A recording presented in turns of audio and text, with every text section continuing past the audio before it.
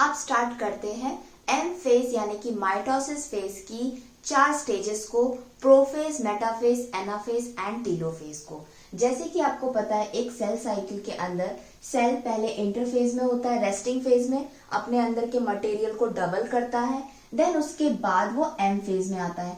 M phase में आने के बाद में जो सेल के अंदर का न्यूक्लियस होता है फर्स्ट वो डिवाइड होता है, उसके बाद साइटोप्लाज्म डिवाइड होता है। तो फर्स्ट होता है karyokinesis, it means nuclear division, and second होता है साइटोकाइनेसिस, दैट इज साइटोकाइनेसिस यानी कि साइटोप्लाज्म का डिवीजन। जो कैरियोकाइनेसिस है यानी कि जो न्यूक्लियस का डिवीजन है, इसके अंदर जो जेनेटिक मटेरियल का डिवीजन होगा, अगेन वो 4 स्टेप्स में कंप्लीट होगा। फर्स्ट स्टेप होगी प्रोफेज, सेकेंड होगी मेटाफेज, थर्ड होगी एनाफेज एंड फोर्थ होगी टीलोफेज। ये चारों स्टेप्स को पढ़ने से पहले आपको ये पता होना चाहिए कि इंटरफेज में सेल की क्या कंडीशन थी, सेल का स्ट्रक्चर किस टाइप का था। उसके बाद जब आप चेंजेस पढ़ोगे कि प्रोफेज में आने के बाद ये हुआ, मेटाफेज में आने के बाद में ऐसा हुआ, तो पहले इंटरफेज में कैसा था सेल, तब आप उससे डिफरेंस पता कर पाओगे कि हाँ इंटरफेज में कुछ ऐसे स्ट्रक्चर्स थे, इसमें कुछ ऐसे चेंजेस आए जिससे वो एक प्रोफेज स्टेज में पहुंच गया। तो सबसे पहले हम ड्रॉ करेंगे यहाँ पर इंटरफेज को। इंटरफेज को अंडरस्टैंड करेंगे कि यहाँ पे सेल की कंडीशन क्या थी। सबसे पहले ये हो गया एक सोमैटिक सेल, इट मींस इसके अंदर जेनेटिक मटेरियल वो क्या है, ये डिप्लॉइड सेल है, 2n सेल है, ये 2n एक सोमैटिक सेल है। सेल के अंदर क्या प्रेजेंट होता है, ये रेड कलर का क्या बनाया मैंने, सेल।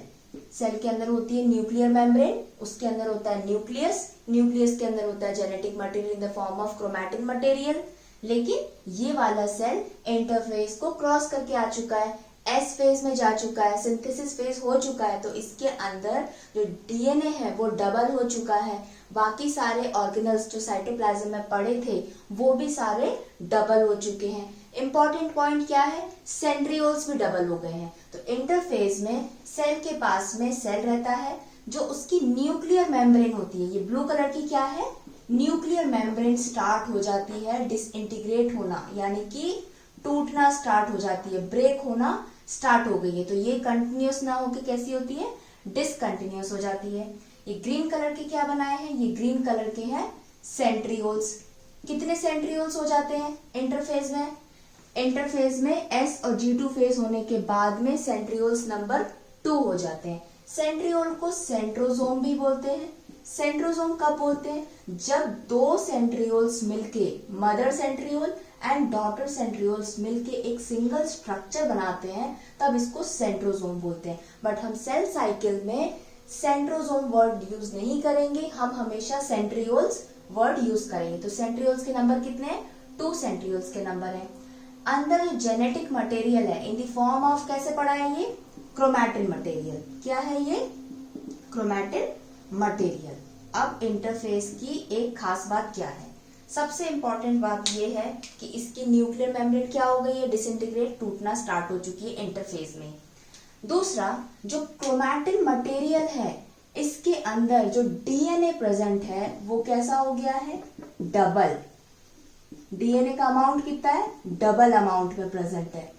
लेकिन जो नंबर ऑफ क्रोमोसोम्स हैं, अगर ये क्रोमैटिन मटेरियल कंडेंस होना चाहेगा और क्रोमोसोम्स बनाना चाहता है, तो नंबर ऑफ क्रोमोसोम्स कैसे रहेंगे, रिमेन सेम। अगर हम एक ह्यूमन सेल की बात कर रहे हैं, ह्यूमन सोमैटिक सेल की, तो उसमें क्रोमोसोम्स के नंबर कितने होते हैं, 46 या 23 पेयर्स। तो नंबर ऑफ क्रोमोसोम्स 46 ही रहेंगे, बट उन 46 क्रोमोसोम के अंदर डीएनए का जो कंटेंट है वो डबल हो चुका है। ये इंपॉर्टेंट पॉइंट है इंटरफेस में।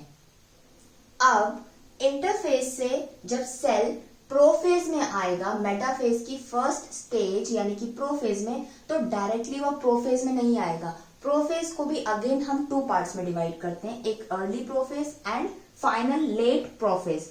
फाइनल प्रोफेज और अर्ली हमने इसलिए बोला है क्योंकि जो भी इसमें चेंजेस होते हैं बहुत स्लोली होते हैं। आप पर्टिकुलर नहीं बोल सकते कि प्रोफेज में आने के बाद ये पूरा स्ट्रक्चर बन गया। अर्ली प्रोफेज में कुछ स्टार्ट होगा और वो कंप्लीट हो जाएगा प्रोफेज में, तो ये जो लेट प्रोफेज होगा वो बहुत इजीली मेटाफेज में जाकर चेंज हो जाएगा। तो अर्ली प्रोफेज में सबसे पहला चेंज क्या आता है, जो सेंट्रियोल्स दो बने थे ये मूव होना स्टार्ट हो जाते हैं। कहाँ पर? ये पोल्स पे, नॉर्थ पोल और एक साउथ पोल पे अपोजिट साइड इनका मूवमेंट स्टार्ट होता है। पहला पॉइंट अर्ली प्रोफेज में। सेकेंड पॉइंट क्या होता है? जो न्यूक्लियर मेम्ब्रेन स्टार्ट हो चुकी थी डिसइंटीग्रेट होना, टूटना, अब वो बहुत ज्यादा टूट चुकी है, मतलब उसके बहुत छोटे छोटे से बिट्स पड़े हैं सेल के अंदर। ठीक है, ये बिल्कुल ही ना के बराबर न्यूक्लियर मेम्ब्रेन प्रेजेंट है। थर्ड पॉइंट ये है, जो क्रोमैटिन मटेरियल था इसका कंडेंसेशन स्टार्ट हो जाएगा। Chromatin material thread like structures है, इसका कंडेंसेशन होगा तो वो क्या बनाएगा? क्रोमैटिड्स या क्रोमोसोम बनाएगा। तो यहाँ पर वो कैसा स्ट्रक्चर बनना शुरू हो जाएंगे? क्रोमैटिड्स बनना स्टार्ट हो जाएगा। किसका? क्रोमैटिन मटेरियल का। ये 3 चेंजेस होते हैं अर्ली प्रोफेज में। अब अर्ली प्रोफेज होने के बाद फाइनली प्रोफेज में एंटर करेगा सेल। यहाँ पर न्यूक्लियर मेम्ब्रेन पूरी तरीके से जा चुकी है, बिल्कुल नहीं बची है। जो सेंट्रियोल्स हैं वो कहाँ पर आ गए हैं? अर्ली प्रोफेज में उनका मूवमेंट स्टार्ट हुआ था नॉर्थ पोल पे और साउथ पोल पे। लेट प्रोफेज में फाइनली वो टॉप पर आ चुके हैं। ये कुछ इस तरीके से सेंट्रियोल्स आ गए नॉर्थ पोल पे, साउथ पोल पे। अब इन सेंट्रियोल्स में से कुछ फाइबर्स निकलना स्टार्ट हो गए। अगर ये छोटे छोटे फाइबर्स हैं यहाँ पर तो इनको बोलते हैं एस्ट्रल रेस, और यही फाइबर्स कंटिन्यू हो जाते हैं दूसरे फाइबर्स को ज्वाइन करने के लिए, यानी कि नॉर्थ पोल पे जो सेंट्रियोल पड़ा है उससे कुछ फाइबर्स निकल के आएंगे, वो साउथ पोल के सेंट्रियोल से अटैच हो जाएंगे। तो ये हो जाते हैं क्या? Spindle fibres.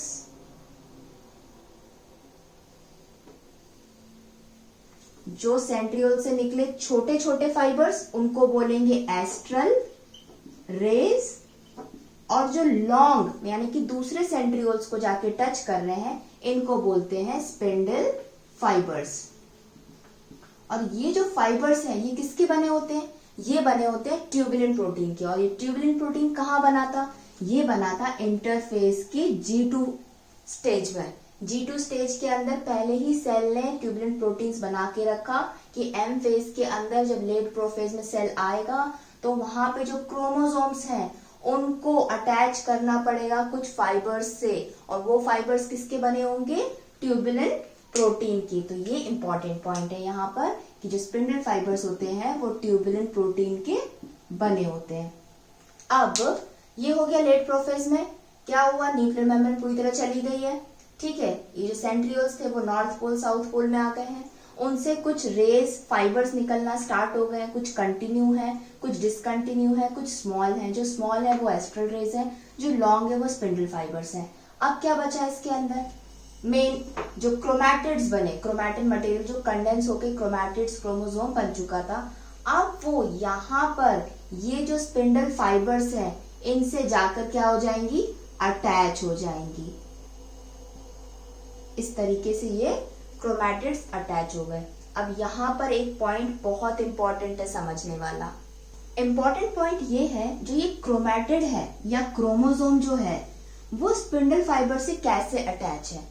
ये हो गया एक क्रोमैटिड, यानी कि इसको क्रोमोसोम्स भी कह सकते हैं। अगर आप इसको ऐसे देख रहे हो तो आपको ये सिंगल दिखाई दे रहा है, लेकिन अगर मैं इसको इस तरह से फ्लिप कर दूं तो ये किस तरह से दिखाई देगा? ये कुछ ऐसा दिखाई देगा। इसमें क्या हो गया? ये सेंटर पार्ट होता है इसको बोलते हैं सेंट्रोमेयर, और ये होती है arms, upper arm lower arm. और जब ये क्रोमोसोम बन जाता है, ये दोनों सेम ही होते हैं, जब ये क्रोमोसोम बन जाता है तब ये जो आर्म्स है ये हो जाती है क्रोमैटिड्स, और ये एक ही क्रोमोसोम की 2 आर्म्स को क्या बोलते हैं? सिस्टर क्रोमैटिड्स होती हैं। ये एक आर्म हो गई और ये एक, इसे बोलेंगे क्रोमैटिड्स, और इन दोनों को क्या बोलेंगे? ये हो गई सिस्टर क्रोमैटिड्स। सिस्टर इसलिए बोलेंगे क्योंकि ये एक ही क्रोमोसोम की 2 आर्म्स हैं। तो ये जो सेंट्रोमियर है यहाँ पर, इसके साइड में कुछ डिस्क लाइक स्ट्रक्चर्स होते हैं। क्या होते हैं? डिस्क लाइक स्ट्रक्चर्स होते हैं। इनको बोलते हैं काइनेटोकोर। काइनेटोकोर। और यही एक ऐसा पॉइंट है क्रोमोसोम के सेंट्रोमेयर पे जहां पर ये स्पिंडल फाइबर्स अटैच होते हैं, ये इस तरीके से। तो ये इंपॉर्टेंट पॉइंट है कि प्रोफेज में जो क्रोमैटिड्स थे वो स्पिंडल फाइबर से तो अटैच हो गए, लेकिन क्रोमोसोम या क्रोमैटिड का कौन सा पार्ट स्पिंडल फाइबर से अटैच होता है? वो होता है काइनेटोकोर स्ट्रक्चर। तो फाइनली प्रोफेज के अंदर न्यूक्लियर मेम्ब्रेन चली गई है, सेंट्रियोल्स नॉर्थ साउथ पोल पे आ गए हैं, astral rays spindle fibres form हो गए हैं, क्रोमैटिड्स के जो काइनेटोकोर होता है सेंट्रोमेयर रीजन पर वो स्पिंडल फाइबर से अटैच हो गए हैं। लेकिन एक और पॉइंट है, सेल के अंदर और भी ऑर्गेनल्स होते हैं, माइटोकॉन्ड्रिया होता है, प्लास्टिड्स होते हैं, तो प्लांट सेल की बात करते हैं, राइबोसोम्स होते हैं, एंडोप्लाज्मिक रेटिकुलम, गोल्जी कॉम्प्लेक्स, वो सब कहाँ गए? वो सब इस समय पे नहीं रहते। क्यों? क्योंकि ये वाला जो एरिया है वो स्पिंडल फाइबर ज्यादा वहां पे ऑक्यूपाई करता है और इसलिए वो सारे ऑर्गेनल्स दिखाई नहीं देते लेट प्रोफेज में। अब सेल प्रोफेज में आने के बाद बिल्कुल रेडी है मेटाफेज में आने के लिए। अगर हम ये सेल को एक ह्यूमन सेल मान के चलें तो ये हो गया एक सोमैटिक सेल। कैसा हो गया? एक ये सोमैटिक सेल। सोमैटिक सेल है तो इसके अंदर इसको हम लिखेंगे 2n। तो यहाँ पे नंबर ऑफ क्रोमोसोम्स कितने होंगे? 46। कितने होंगे? 46 क्रोमोसोम होंगे। ये मैंने यहाँ पे केवल 2 बनाए हैं, लेकिन अंडरस्टैंड करने के लिए डीपली आप ये समझो कि ये सेल के अंदर पूरे 46 अरेंज है। कितने? 1 2 3 4 5 6 करके 46 अरेंज होते हैं। नंबर ऑफ क्रोमोसोम्स 46 रहते हैं, लेकिन हर क्रोमोसोम के अंदर डीएनए डबल रहता है।